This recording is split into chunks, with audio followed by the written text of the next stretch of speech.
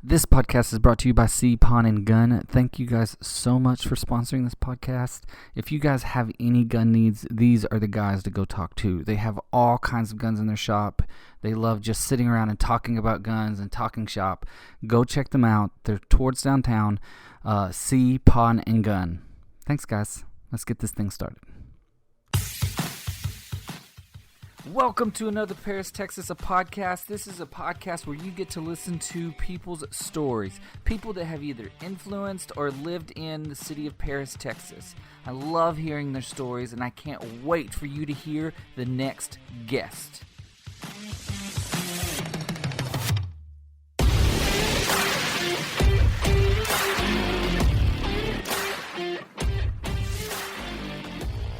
All right, guys, I've got a great podcast for you. I'm excited about this one. He just told me that he is an open book, which I think is probably just a foresight of what this podcast is going to be like.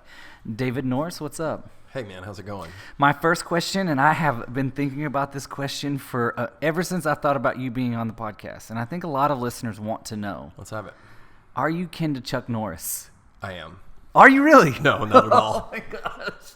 But why would I not answer that way when people ask me? As close as I've ever gotten to Chuck Norris was, I've got a friend of mine who is in the kind of movie business, if you will. He does a lot of shorts and things like that. He somehow got connected with Eric Norris, who is, if I'm not mistaken, Chuck Norris's brother. Okay. I mean, not brother, excuse me, son.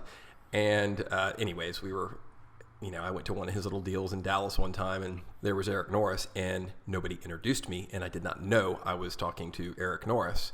Anyways, it was, we got to talking, I told him my name. Of course, I introduced myself full name, and he's like, "Oh, I'm Eric Norris." And I still was like, "Okay, cool."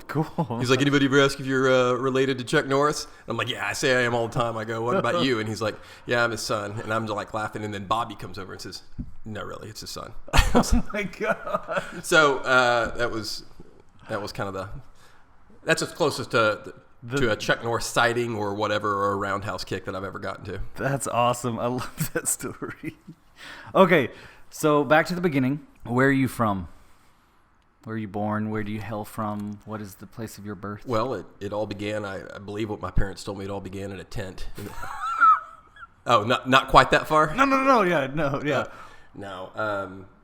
So I grew up somewhat, I guess you would call a Navy brat. Okay. I was born in Bethesda, Maryland, February 23rd, 1975, on a naval base there in Bethesda. My father was more or less career Navy. Mm-hmm. He served 16 years active, total of, I think, 30 years all in. I might be missing a year or two or something like that. But, like most people that grew up in a military family, we moved around a little bit, not a ton, but most of it was before I could even remember, what a direction was or anything like that. So, was any of it overseas?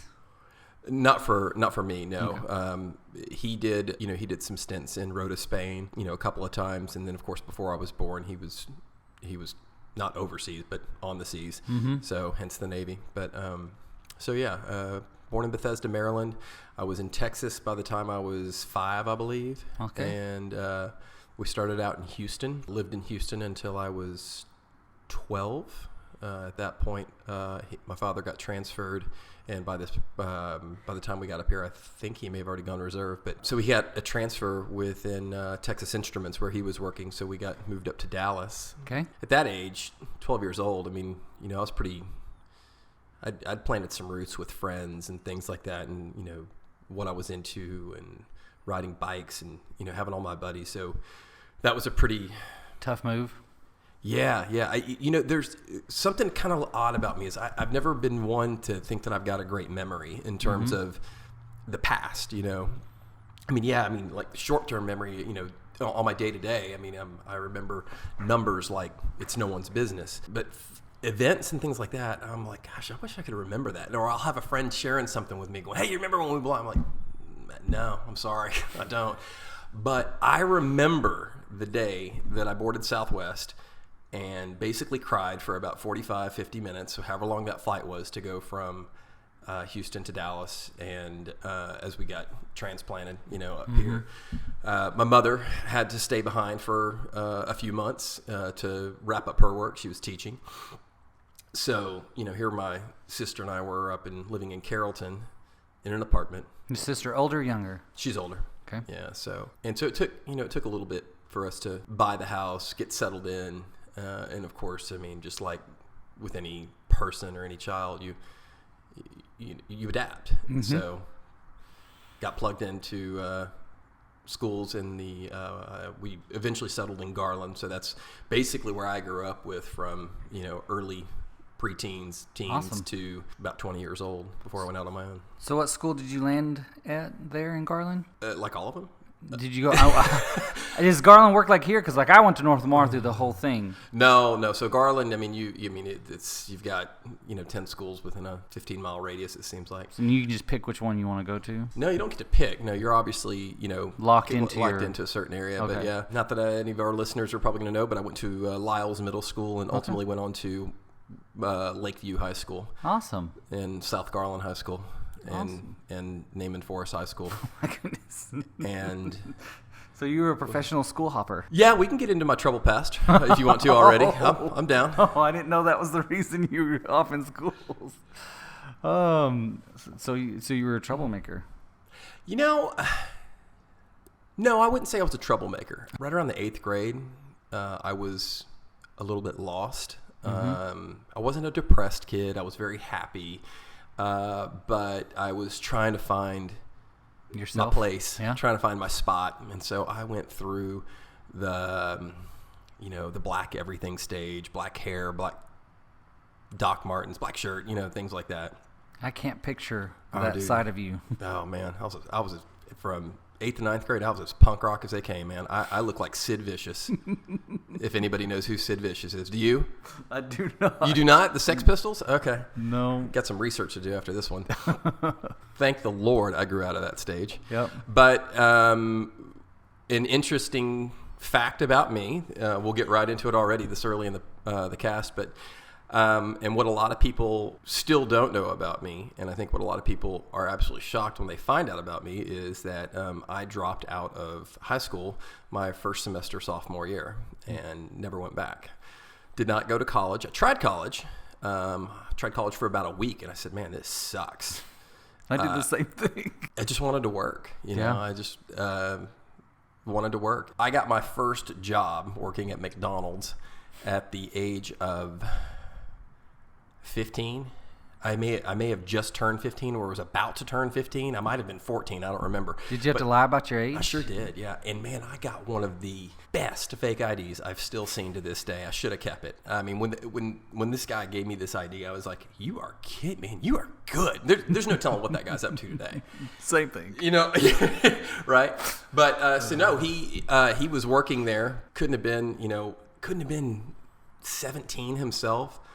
And man, I'm telling you, I wish I had. This thing was legit. You should be framed in your house right now. Oh God, it looked just like a driver's license. And there it was. He made me a year older or a year and a half older. So I landed my job at McDonald's, and there I was, man. I was Conquering the world. Part of the workforce, flipping burgers. Now, were you living on your own? Oh gosh, no, no. I was 14 going on 15 or right at 15. No, I was living with my parents. Okay. And I was doing that.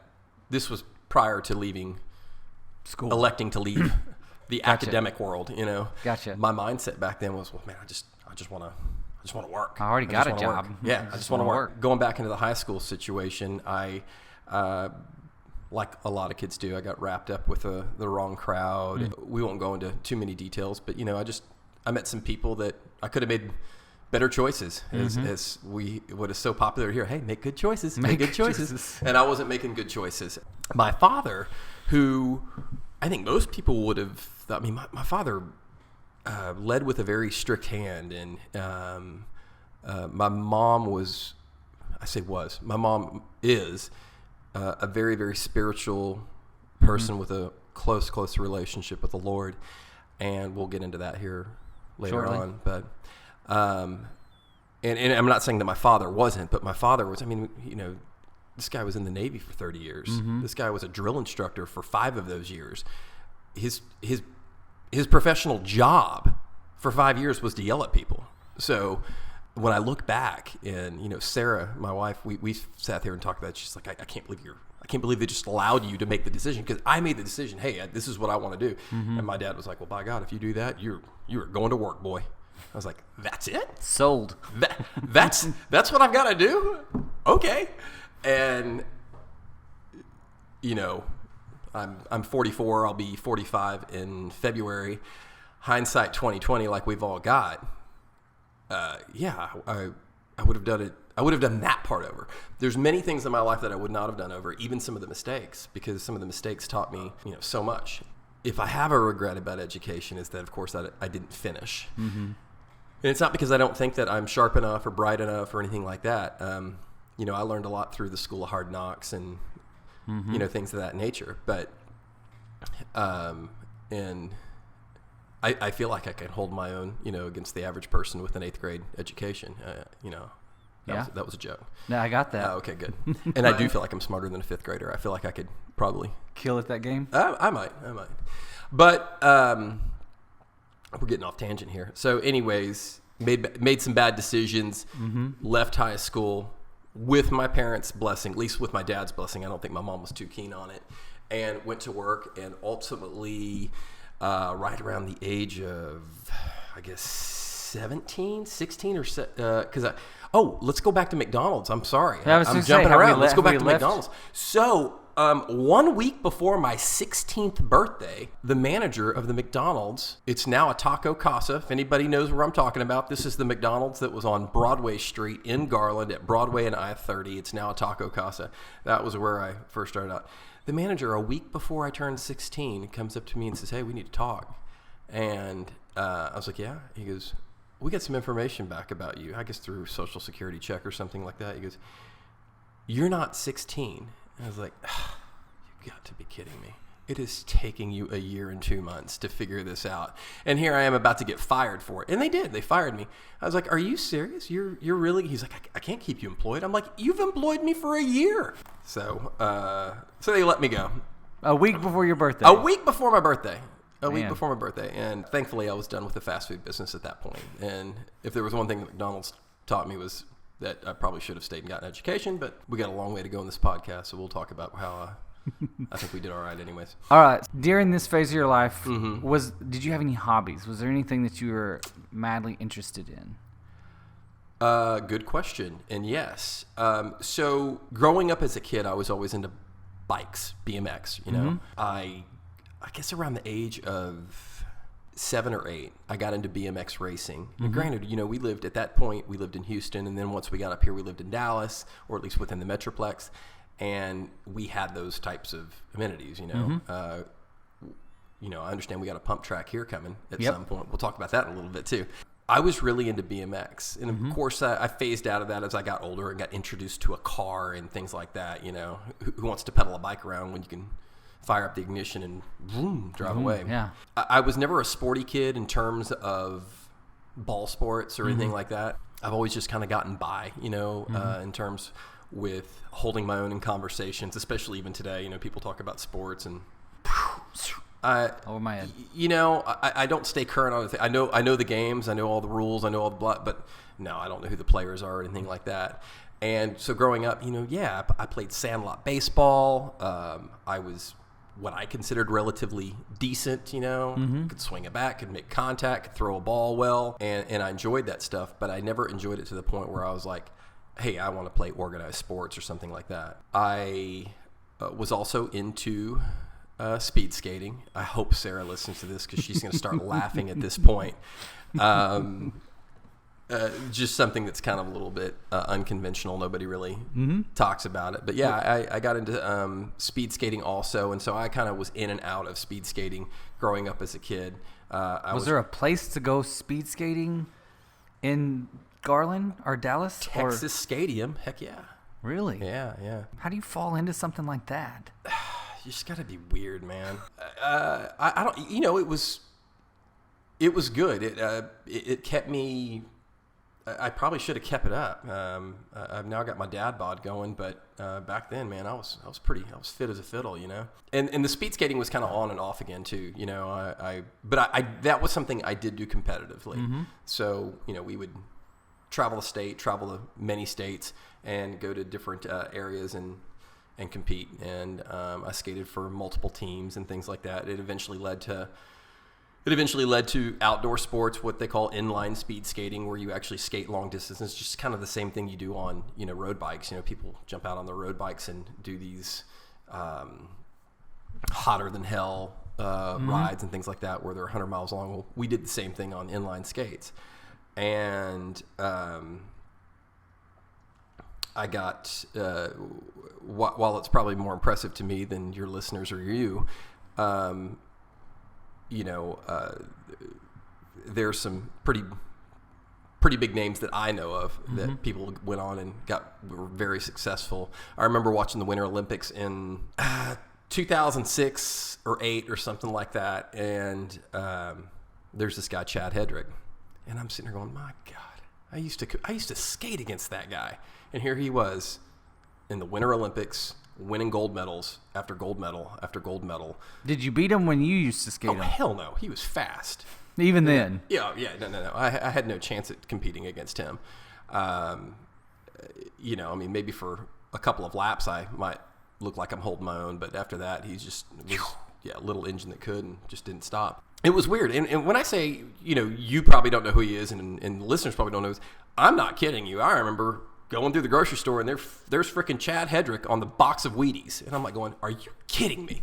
And, this was a guy I lined up next to, And so that part of it was kind of neat. And, obviously I didn't have the same long-term ambition that he did.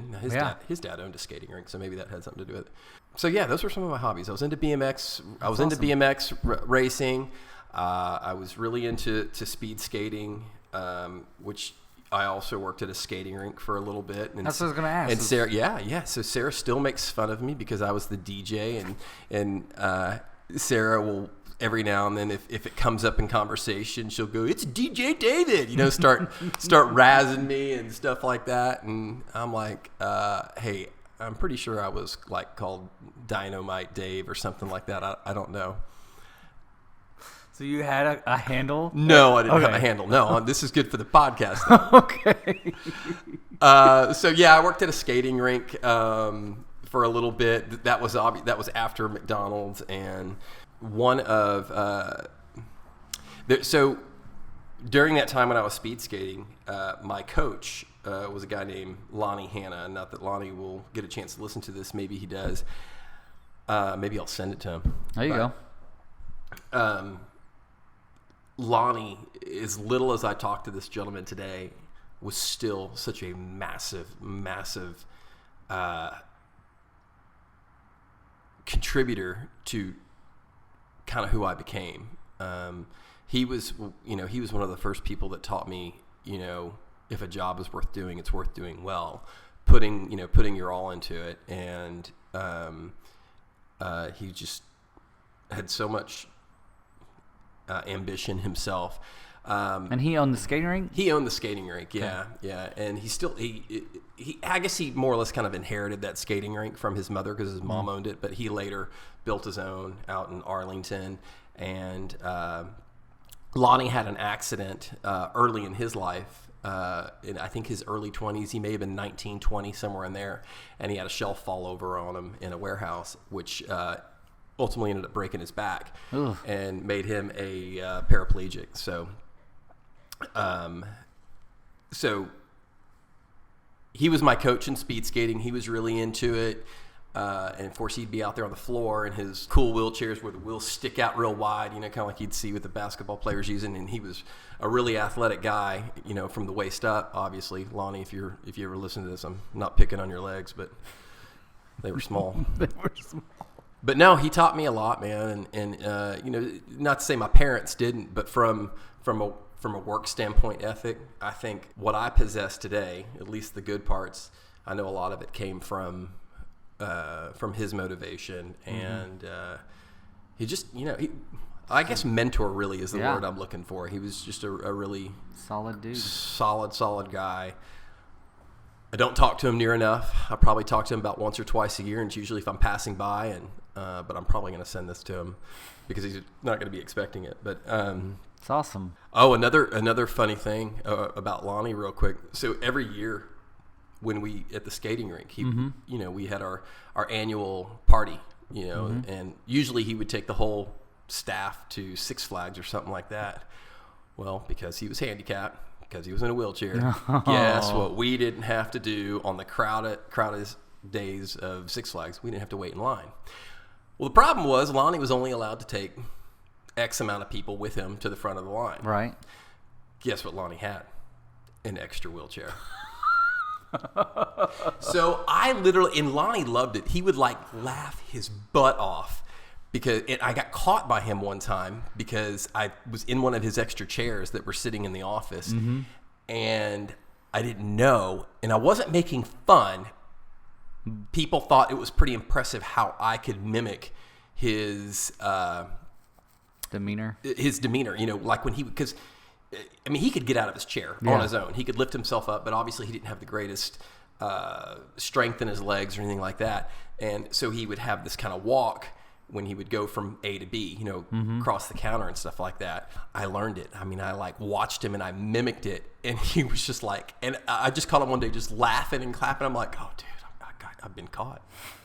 And he's like, dude, that is the best impression of me I've ever seen. And I was like, oh my God, he's not pissed off, And so then the next year when we went to Six Flags, he's like, David, let's grab a chair, And I don't know. Honestly, I don't remember if we took an extra chair or if it was just the times that he didn't want to go. No, I think we took an extra chair. But anyways, so there I was just wheelchairing around all of Six Flags. Oh, man, there's going to be some handicapped people listening to this and think I suck.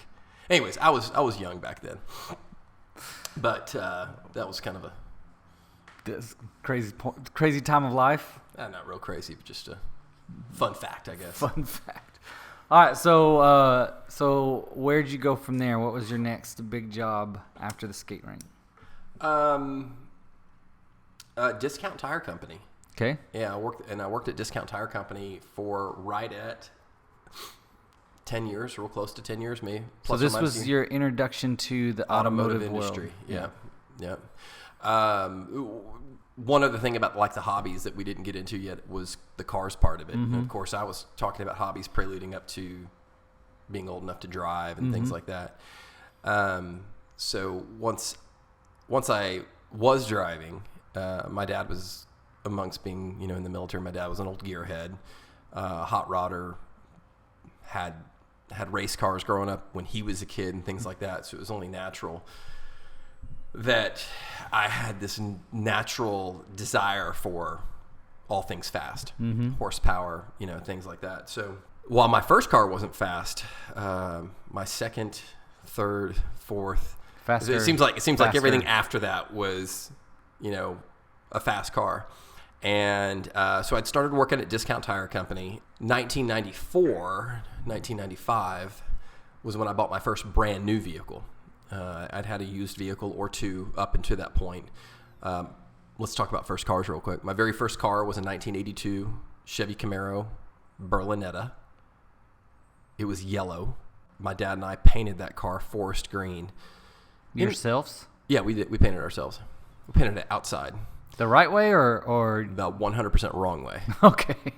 And no, we painted it outside. So yeah, it was it looked great from 20 feet back, but once you got close to it, it's about like my car. No, your car's about 20 feet away right here. Yeah, your car looks good. Plus, when you cover it with dirt, it helps. Helps. I leave it dirty all the time. So that Camaro was not a fast car or anything like that, but it was my introduction to I want a fast car. Mm-hmm. And so in '94, I bought a 1995 Ford F-150 Lightning, which back then that was a half-ton.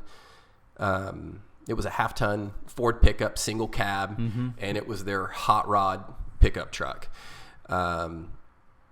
By today's standards of what the manufacturers are putting out now, it would be slower than Christmas. But back then, it was considered, hey man, this is a hot little pickup. Mm-hmm. And started going out to the street races. Kids, if y'all are listening, don't do that. That's stupid. I got many a story coming up here in just a second. We'll try to keep this in track. But yeah, I started going out to the street races, started sinking every single extra dollar that I had into the truck to make it faster. And as I was doing this, I'm going out to the street races. I'm really getting into drag racing. We're doing some at the racetrack. We're doing most of it on the street. And all of my friends have got lightweight cars. I'm out there with a pickup truck. And I started thinking, well, man, I need a fast car. So there I was with just a mediocre income, working for Discount Tire Company as a quote-unquote assistant manager. Discount Tires had this career path, you would call it, where they start you out as an assistant manager, and it's really just a glorified name.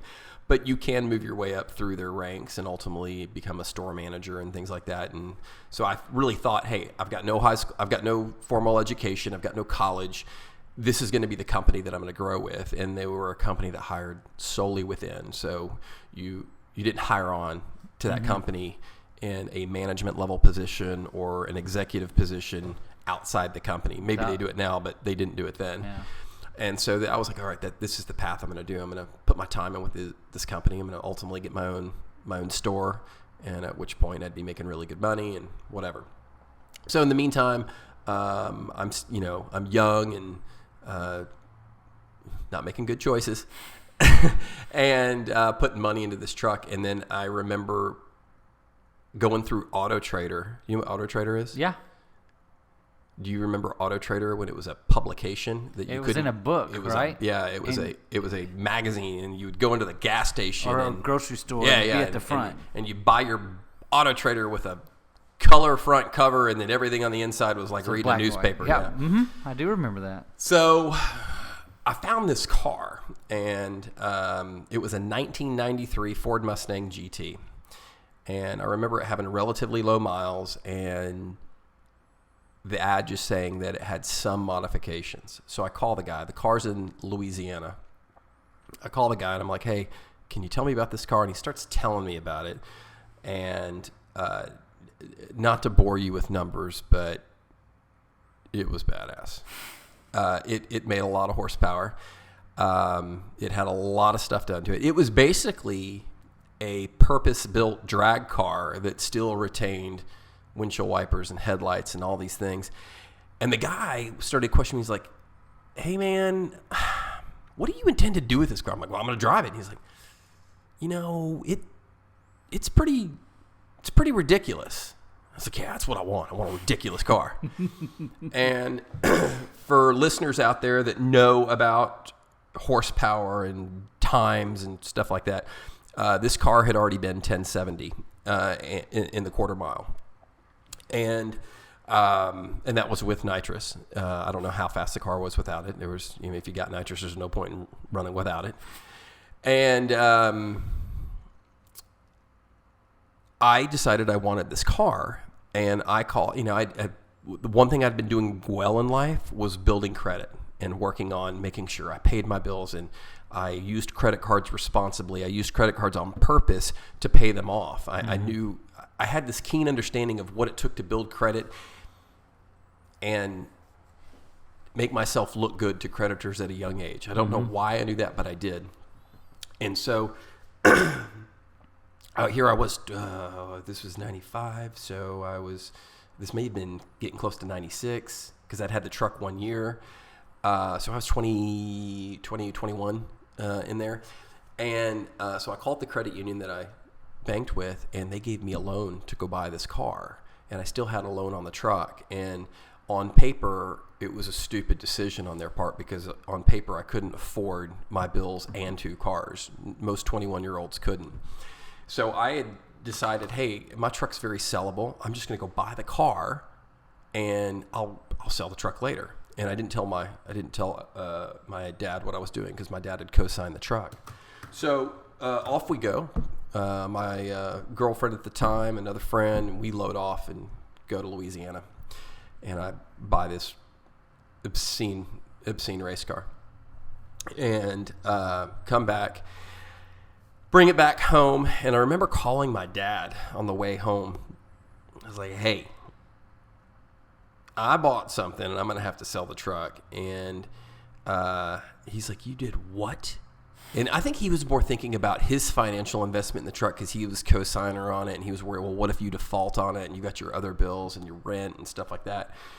And so I was heading over to his house with this race car on a trailer that I had to actually convert for the street. I mean, it had slicks on it. I had to get street legal tires. I had to do a camshaft change, all the stuff to just make this car streetable. And literally, I was pulling up. My dad's coming out, shaking his head, and then the cussing starts, and he's just wearing me out, and just you da da da da da da da.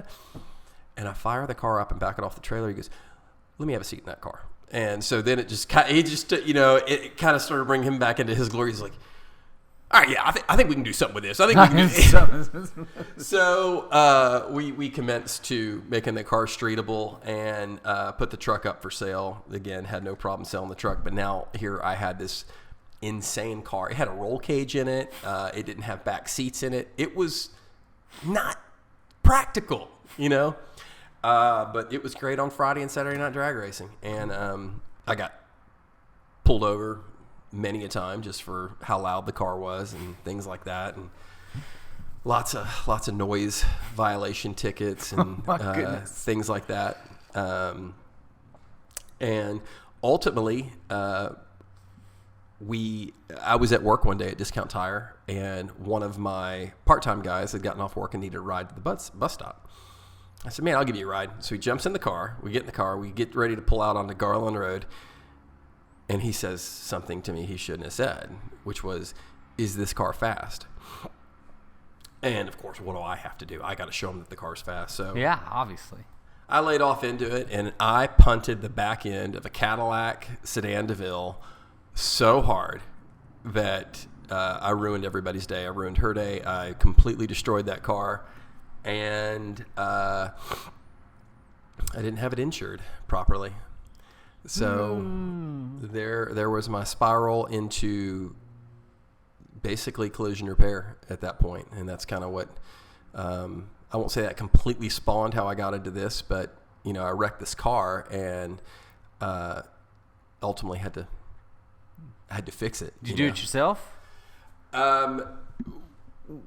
Or did you dive into investigating how to do it yourself? No, I had lots of help because I didn't understand collision repair at that time. So my dad was instrumental. I had a couple good friends that were instrumental, and we ended up putting Humpty Dumpty back together again. Did that car have a name? Please say it wasn't Humpty Dumpty. No. I don't know. That's always bothered me. You don't name cars. Okay. I don't know why. It's a car. It's a car? Yeah. Okay. My sister named every one of her vehicles. So I was like, I'm not going to do that. I'm not giving my car gender either. It's a car. At that point, that wasn't my eureka. Yeah. I'm destined to be in the collision industry, The collision industry, it found me. I did not find it. And I'd stayed at Discount Tire for several more years. It's really not important to get into why I left. I was getting into my later 20s. Mm-hmm. I think it was 26. Difference of opinions between management and senior executives, management, and things like that. And I just decided I wasn't going to be spoke to a certain way. And, early on, I thought, oh man, I just kind of committed career suicide. What am I going to do without having an education? What am I going to do? Here I am, this guy with a first year sophomore background, and I was kind of panicking at that point in my life. Had a very serious girlfriend at that time. I guess serious. I was engaged at that time, and that ultimately ended up kind of falling apart. And this is where someone else really kind of started to take over for me, because I started thinking, man, I'm spiraling. I mean, I'm sounding over dramatic.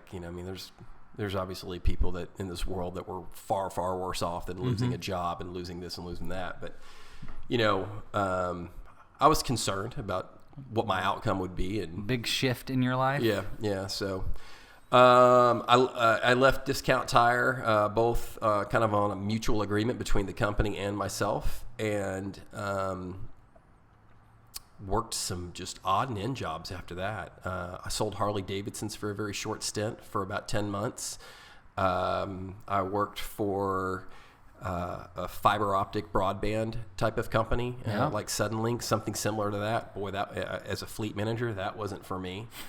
And then one day, a friend of mine who I had known from the street racing days called me up, and he was a body technician at Sewell Cadillac in Dallas. And he said, hey, and he knew I was looking for something. So he said, hey, I think you should maybe come up here and interview for an estimating position. And I was like, man, I don't know anything really about how to write up damage on wrecked cars or anything like that. And long and short of it, I'm glad I did. I went up. I all I'd heard about Sewell at that time was, it was kind of a premier car company. I didn't think I had a crack. I was like, the moment they find out that I'm a high school dropout, there's no way. Yeah. And lo and behold, they hired me. And so I worked for Sewell for about 5 years, I learned this industry. I learned about estimating damage. I learned about everything. No, I'm not saying everything there is. I'm still learning today. Yeah, because our industry is ever evolving. But I learned. Go ahead. Did you fall in love with it like right away? No, no, I didn't. It was more of a this works. So it wasn't the like I'm not a fit here like some of those other jobs. It was like I can do this. No, I'll tell you when I finally fell in love with it. And we're going to have to fast forward a lot and then come back. Okay. But I finally fell in love with it when I owned my own business. Oh. So I fell in love with being an entrepreneur. If I wasn't doing this right here today, owning Scott's Collision and in this industry, I would be doing something for myself elsewhere. Mm-hmm. So that's where the passion Gotcha. really came down to is Gotcha. the working for myself. And it's kind of like the whole no limits thing. You know, you're your own worst critic, or at least you better be. You are what stands between you and the next level. Yep. If it's not going well or it's not going right, there is one person to place the blame on, and that's really. And it'll be what you make it. 100%. So if you put the extra hours in, it'll grow some way. So I worked for Sewell for about 5 years and decided to leave Sewell on my own accord because that same person that got me in this industry, he had left Sewell and he went to go work for a smaller independent body shop. Just when I say independent, that's kind of like what we are here. Okay. And all of my competitors in this market were all independent body shops. Unlike Sewell being a dealership body shop. So I went and he called me up and he said, hey, don't know if you'd be interested, but I'm down here working at such and such place, and I think you'd be a good fit. We're looking for somebody to run a specific account, and we think that ultimately you'll probably end up being able to manage a store at one point because our owner's got aspirations to open more than one location. And that's exactly what happened. And they hold true to that. So I went and ran this account for about a year. And then a year later, they opened up a new location in Greenville. And they said, hey, here you go. Here's a store. Go run it. And it was during that time when I was running that Greenville location for them. Smaller operation than what we're doing here at Scott's Collision. But it was about halfway through that point. I don't know, maybe a year and a half into it. And then just the light bulb went off one day and I went, I could do this. Now, have you met Sarah yet? Yes. Okay. Yes. Yeah. In this time frame or a lot earlier? We just, because remember I worked at Sewell for 5 years. Right. So somewhere in that time frame? I met Sarah when I was working for that smaller independent company. So I worked for them from 2000 and early 7 through middle to late 9. Okay. And I met Sarah in 2009, and our pace was rapid. Sarah and I, we went from meeting to married in 10 months. I got you beat 8, 9. Yeah. So, Sarah and I, we didn't like each other when we first met either. So, Right, like when you first met, y'all didn't like each other? no, not really. Am I going to get you in trouble? No. I don't get in trouble with her. Are you kidding me? I get in trouble with her all the time. I got in trouble this morning. So I think I've lied to you. Not really a lie. It's the memory thing we talked about earlier. Yeah. I think I was at Sewell still when I first, the first time I ever met her. Okay, so the first time I ever met her, I think I was still at Sewell. So I was working at Sewell. This is a good story because now we're getting into now we're bringing Paris into it, and there's gonna be some people listening going, I know the guy he's talking about. Right. So I'm working at Sewell. I'm in Dallas on Cedar Springs. Been there a while. And my manager walks in, and I had this great big office. Loved my office. It was a 2-person office, but I'd had a desk that was vacant for like 8 months. So I kind of got used to this is my office. And I remember they brought this guy back into my office, and the manager says, "Hey, this fellow's going to be officing with you." And I look up, I'm like, "No, he's not." And they're like, "Huh?" I'm like, "No, put him somewhere else. He's not officing here." And my manager, Deke, at that time is like, "Whatever, David. Brock, go ahead and take your seat over there and go put your stuff." So if anybody knows Brock Huggins, that's who we're talking about. Do you know Brock Huggins? I don't know. You don't? Okay. A lot of people are going to know who Brock is. So Brock comes in, sits down, and we basically hit it off pretty good. And, within a short time of him being there, I think I asked him one weekend, like, "Hey, man, what are you doing this weekend?" He's like, "Oh, I'm going back home." I'm like, "Where's home at?" It's Paris. I was like, "Paris?" I think this was my first time to hear it. I was like, "Paris?" And he's like, "Yeah, it's Paris." I was like, "All right, I'm running with you." And so I came to Paris with him, and we met, I believe, that weekend that we were here. I think it might have been, am I allowed to talk about people? Is there? I mean, yeah, you talk about people. I wouldn't bash people. No.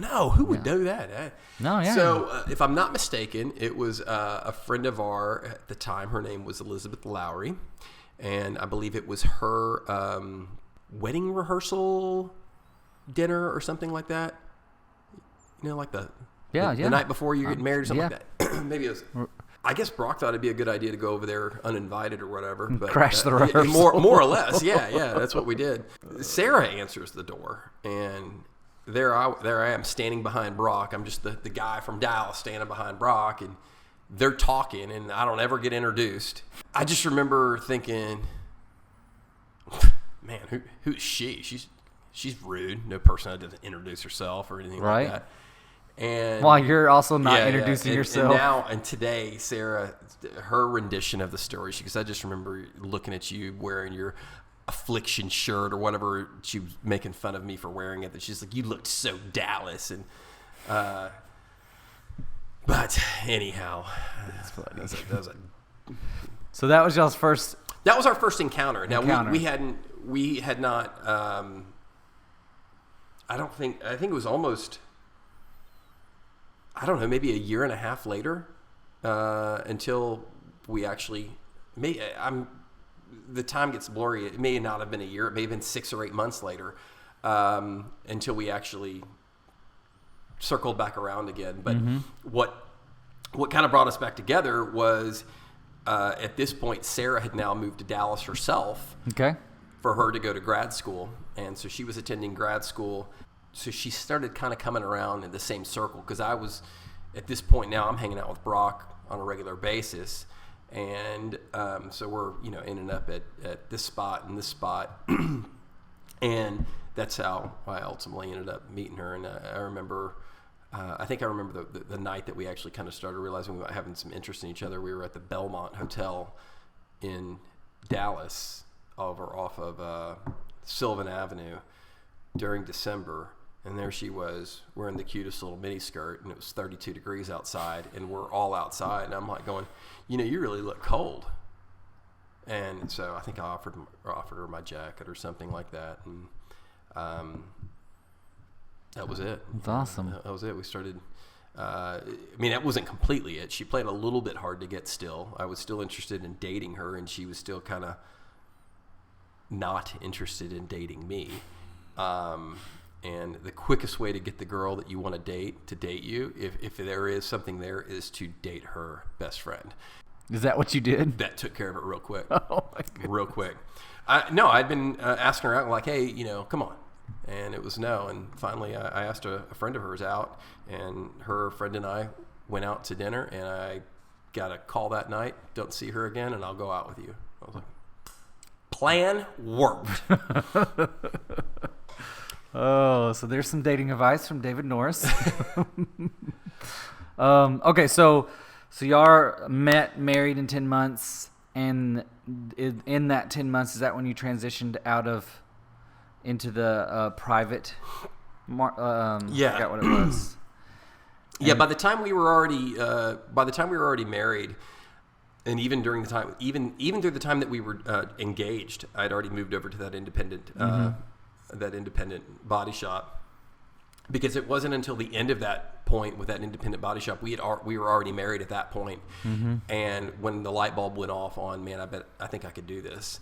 What helped spark that was at this point Sarah was pregnant. She got pregnant real quick too. Mm-hmm. I mean, I think we were married for 4 months before we found out we were pregnant with Carter. I don't know if this is with all women. I assume it's with a lot of women, but she had this natural gravitation to want to come back home, to be near her family and have that support from her mom and dad and things like that. So she starts pitching this idea of coming to Paris. You know, I'm sitting here thinking, well, the only thing I could do in Paris would be to open my own body shop, because here we already had these independents, and I was making good money, and I didn't think I'd be able to come in and ask for what I was making in the Metroplex from one of these shops. And so Sarah said, well, that's fine. That's what we'll do. We'll just open up a body shop. And I'm sitting there going, oh, my God, I don't know the first thing of opening up or starting a business or anything like that. And, I mean, oh, my God, really? I'm here on barely a completed 9th grade education, girl. So I started using that little bit of time I had left with the Greenville body shop.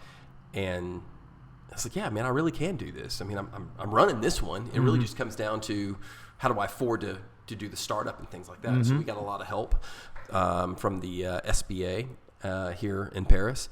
Pulled the trigger and went for it.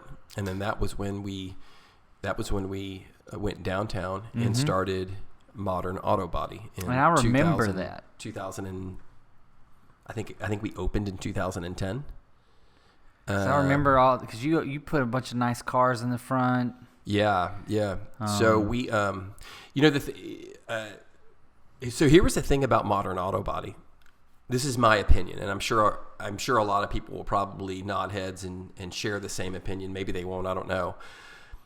At that time, and even today, Paris didn't need body shop number 30, whatever it was. I mean, you've got your staple crew here, and then you've got,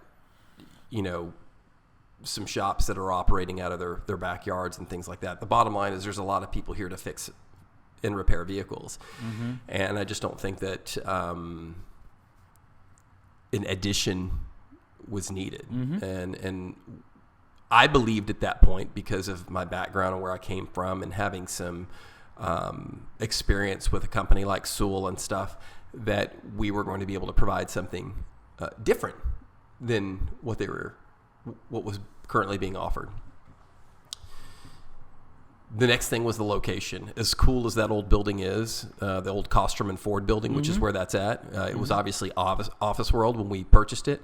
As cool as it was, as cool as we made it, we took out that front wall, put in a garage door, which allowed it to have a drive-in estimating area. I thought that was really cool. There was no parking, and while I know we're trying to do a lot right now with our downtown, and I think this community is doing marvelous things with the downtown in terms of breathing life back into it, and there's just so many people active in it. At that time, going back to 2010, it was rough. Well, what did you go downtown for? Antique shopping, and that's really about it. I mean, there was some restaurants, things like that, but it was probably the last place anybody thought of to go and do automotive work. Anything. So the location was less than ideal.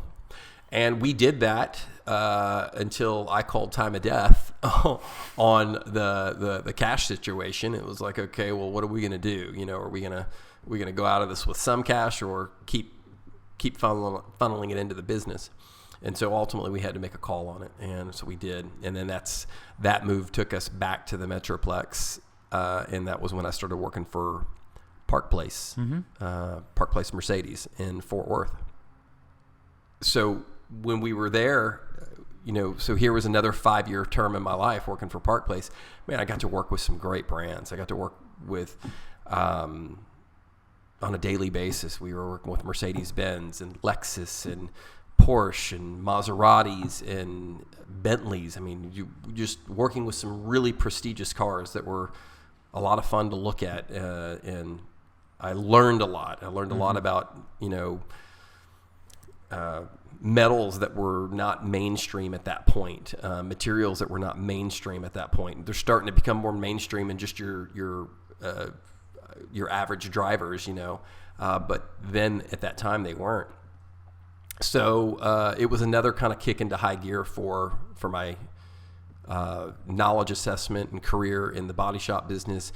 But moreover, it was another opportunity for me to learn how another organization. Yeah. What I didn't get from Sewell that I did get from Park Place was the business side of running the business. I didn't even get that really from that independent body shop I worked at, because that owner kept the information so tight and to himself. But at Park Place, it was as a manager, you controlled it all, and you had to answer for what your month was like and what it wasn't like, and did you control expenses, and so that's really where I got my true, okay, this is how to run an efficient business, this is how to market properly, this is how to make repairs correctly. It was just checking all the boxes. I was very happy with that company. I think I'll always have a little place in my heart and mind and soul for Park Place, even though they recently sold, but the core group of people are always going to remain the same. So you did 5 years there. Again, another 5-year stint. How did you get back? Because we all know you're back here. How did that happen? We came here often to Paris. Paris. Sarah's from here. So Sarah's here. So we came here often visiting her parents and whatnot, and we ran into Scott and Christy one evening at Paris Bakery, and it was phenomenal people. Yep, they are. Love Kit. So it was a Friday night. It was pizza night. We go into Paris Bakery. It's a stacked house. We sit down next to Scott and Christy. Love me some Paris Bakery. Obviously Scott and Christy knew who we were. They knew that we had Modern Auto Body and whatnot, and we talked quite a bit. We talked a little bit of body shop, not a lot. For those that don't know, Scott's really into flying, and he's an avid flyer, pilot, I should say. I've been on his airplane with him before. Have you really? I have. He took me up for a video that I shot. Oh, cool. Which plane were you all in? His Husky? I think his Aviat Husky. Is it a tandem seater, like you were sitting right behind him? No, I was, yes, but it's a 4-seater. Oh, you got to go in one of the cooler planes. All right, so no, we'll get into my flight with Scott here in a second, and oh, no. So anyways, we talked shop for a little bit, but not too much, and then we just talked about life. We talked about what they were doing, and at the end of the evening, Scott kind of, I didn't take it real serious, just, you ought to buy my body shop kind of comment. And as one would say, in passing. Yeah, in passing. I honestly didn't read into it. I laughed it off. About 3 months later, we're back in Fort Worth. I'm working at Park Place, and Sarah sees me on my computer, and she's like, "What are you doing?" I'm like, "Oh, nothing." And I'm looking at this. It was a garage company for redoing your garages. Like people that want to put as much money in their garage as they do in their house. Nice flooring and cabinetry and things like that. And she's like, "What are you looking at that for?" I'm like, "Well, they're offering what do you call them? Franchises." Okay. She's like, "You really want to work for yourself again?" I'm like, "I do." She's like, "Call Scott." I was like, "Well, surely he wasn't being serious." She was like, "Call him."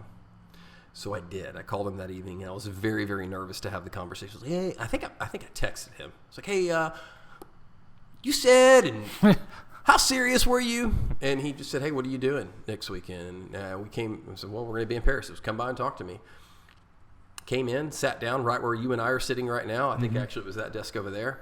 It turns out that he thought he was pretty serious. He's like, "Well, I need to talk to Christy about this." But yeah, we've been thinking about this on what's next.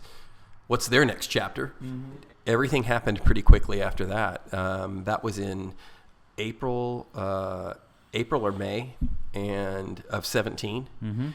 And we're really fast forwarding now. I know we're kind of getting to the end of this podcast, and I don't want to leave out a bunch of details, but there really wasn't a whole. I mean, things happened fast, so that's kind of why I'm moving forward fast. Mm-hmm. But we made it work. We came up with an agreement. We were closed by December of 17. I mean, do I end here and say the rest is history? But I don't know. I'll tell you this: the most common question that we get is, "Are you going to rename it?" And I asked you that question. Yeah. And do you remember what I told you? You said no. What analogy did I use? You did use an analogy, and I don't remember. It was a shoe company. Yeah. All right. So we get that a lot. Well, hey, you guys have had it. We've had it for nearly 3 years now. So obviously, no, we're not renaming the business. But our reason behind it is because Scott and Christy did such a great job at creating a brand. And Scott and Christy, everybody, first of all, anybody that knows Christy knows how involved she has been in the community. Not saying Scott's not, but Christy was in Rotary for a decade or more, and they created a tremendous brand with Scott's Collision. They have been, a leader in this industry for this market, and it just didn't make any sense. Yeah, I guess anybody that has something kind of wants it to be a part of them or whatever. But the analogy I always use when people ask me, "Well, you're going to rename it?" I'm like, I don't know. If Nike sold tomorrow, you think the new owner of Nike shoes would rename the shoe? Probably not. So, and that's kind of where we leave it. Things that we have done since we've taken over the business. I was thinking to ask that question. We've made a lot of changes. I mean, just like with anything, when you bring someone new or some new idea to it, you're bound to rekindle something. So this industry has changed so much in the past just 5 years. So we brought a lot of new equipment back into the shop. I think our very first year here, I spent $250,000 in a reinvestment into the business in terms of equipment, diagnostic equipment, frame machines, aluminum repairing equipment, and a lot of that equipment purchase has allowed us to achieve some of our other goals, which were to become OEM certified.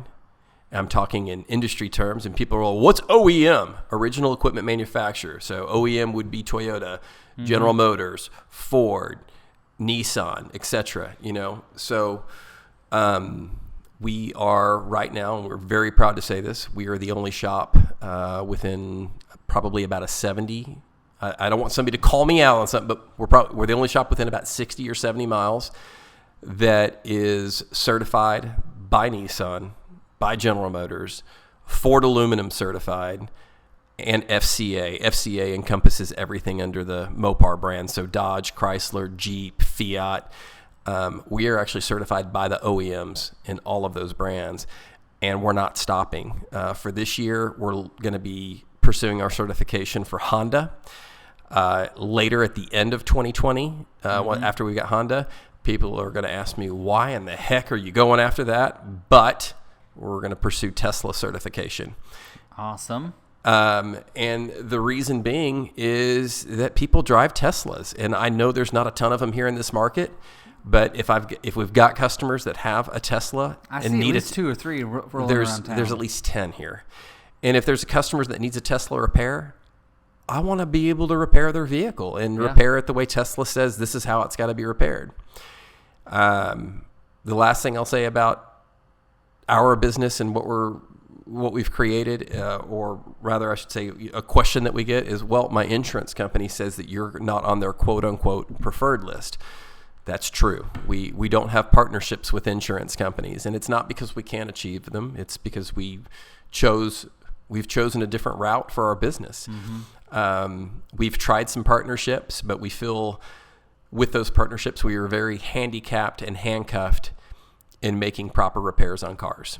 And at the end of the day, what is most important to me, what is most important to the staff, is that for every vehicle that we repair and we put back out on the road, it's not so much that it looks great. While that's very important to the customer end, for us it's about how's the car going to crash again.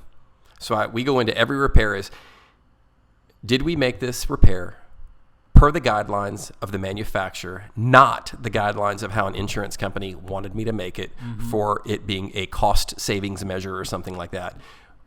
While cost is important to keep low, what's important is, was it done correctly? And then what's even more important is, if that vehicle goes and has a subsequent car accident and your 2-year-old, your 1-year-old, your 85-year-old grandmother, whomever it may be, is sitting in that car, will the car protect the occupants the same way the second time that it did the first time? And to me, there's nothing more paramount than that. Yeah. I mean, that's what it's all about. The lives are actually literally in your hand to some extent. We have been using the adage in some of our ads of safe repairs save lives. You'll see that in some of the ads that we put in print publications and things like that, and that's really what it boils down to, is safe repairs save lives. And I'm not saying that, my hope is that it's a complete movement throughout our industry, whether somebody is choosing Scott's Collision Repair to make the repairs or somebody's choosing another body shop to make the repairs. I'm hoping that this is a movement that's going to take over, and people, my friends in this business and I've got a lot of friends here in this business that we're all, doing the same thing. That's it. That's how we got here. That was a lot. We talked about speed skating. We talked about punk rock, and all the way to here. But so if someone has collision needs, they have a fender bender, they have scratches on their car, they have any of those above, where do they go? What do they do? How do they find you? The easiest way to find us is just Google Scott's Collision in Paris, Texas. Why give you a website or a phone number that you're not going to remember? Just remember Scott's Collision. Google it. We've got some tremendous reviews. Our Google ratings are quite impressive, to be honest with you. And go see what some people are saying about us. Yeah. You're on Facebook. We're on Facebook. Yeah, help me, lead me here. On we're Instagram. We're on I've Facebook. tagged you guys and stuff before, because I've done stuff with you guys. That's Sarah. She's the person behind that stuff. And then you're on the loop. You're very visible. Yeah, we're right here on the loop. We're across from the John Deere dealership here at 2260 Northeast Loop 286 in beautiful Paris, Texas. You have a very noticeable sign, billboard, right outside your shop. That says, dear. Oh, dear. Yeah. So, if you have any of those, actually, I had Nelson on the podcast. I recorded him, but I think he comes after your podcast. Actually. When did you do Nelson? A few days ago. Did you really? Mm-hmm. Did he talk about the paint protective film that we're going to be doing? He did, because he left right. He was leaving the day after I did his podcast to go get certified. Right? Yeah. So he's now back. He is certified. So we are going to be probably your only place in Paris, Texas now, not only to get your bed liners done, but to get your paint protective film. What is paint protective film? Let's bring this podcast to a quick end and end on that. Basically, paint protective film is a transparent invisible film you can put on any surface that you want on your vehicle, and it will protect against rock chips. Really? So this is going to be something that it's normally something that is, for the longest time, has been exclusive for people with high-end cars, your Ferraris and your Corvettes and things like that. But now it's getting to the point where your daily commute, the number one vehicle right now that is being, that this company Expel has said is the number one vehicle to be wrapped with paint protective film is the Ford F-150. There's nothing more common than a pickup truck. So we're excited to be doing it. That's and awesome. If you've got a new vehicle or you've just made a new investment, and please don't go out and just wreck your car because you want to come do business with me. We can do business a different way. Let me put some paint protective film on that vehicle for you. I love that you always strive to find that thing that's not here and not available, or at least not in a close proximity of Paris. And you're trying to bring that thing to the people of Paris that they can't, so they're not driving to Dallas to get that one. Do you want to know what sparked some of that? We're in the collision industry, and I've got a higher line car coming in this week. Mm-hmm. It's a Porsche, and you have a Porsche? We won't talk about that right now.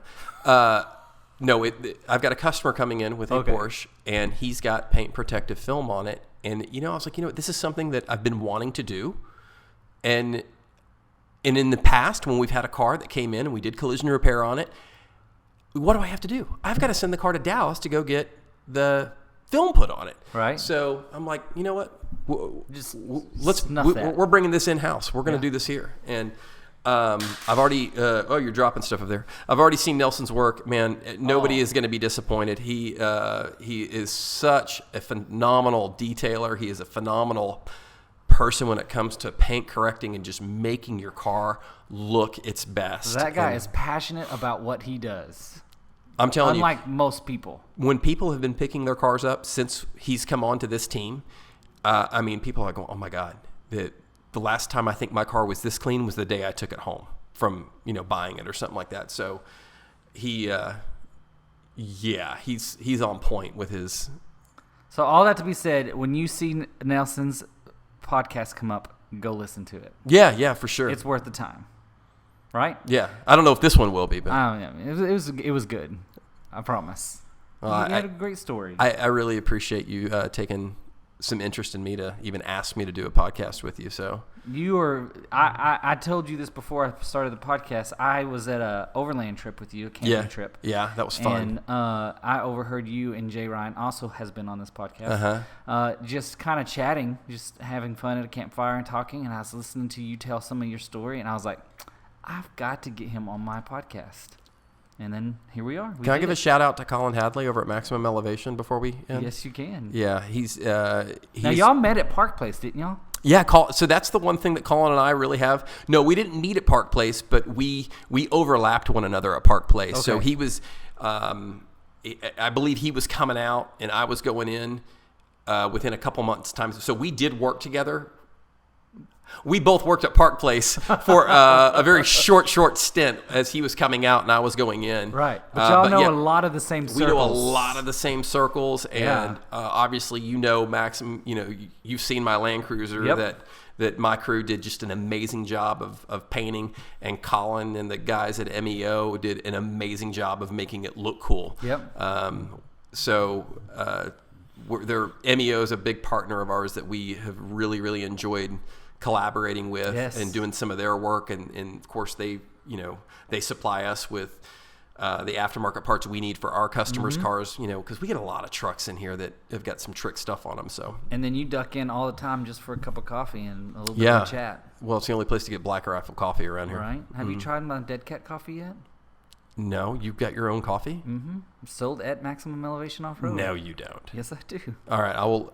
Monday. What day? Today's Saturday. Monday, I'm going to go get me some Dead Cat coffee. Yeah, and you could also go listen to podcasts. Colin Hadley's on this podcast as well. All my friends. I'm gonna have to go do some catching up. Do it. I will. You'll love it. I will. Thank you so much for being on my podcast. Thank you. Thanks for asking me, and had a good time. I appreciate it. All right. I also want to give one more big shout out to C Pawn and Gun for sponsoring this podcast. Thank you guys. They're huge supporters of this podcast. I talk to Charles all the time. He listens to it at the shop. Go hang out with those guys. Go check out their guns. If you have any gun needs, questions, they will talk to you all day about it. They love talking guns, and they love hunting, and they love all kinds of stuff. So go check out Charles at his shop, C Pawn and Gun. Thanks, guys.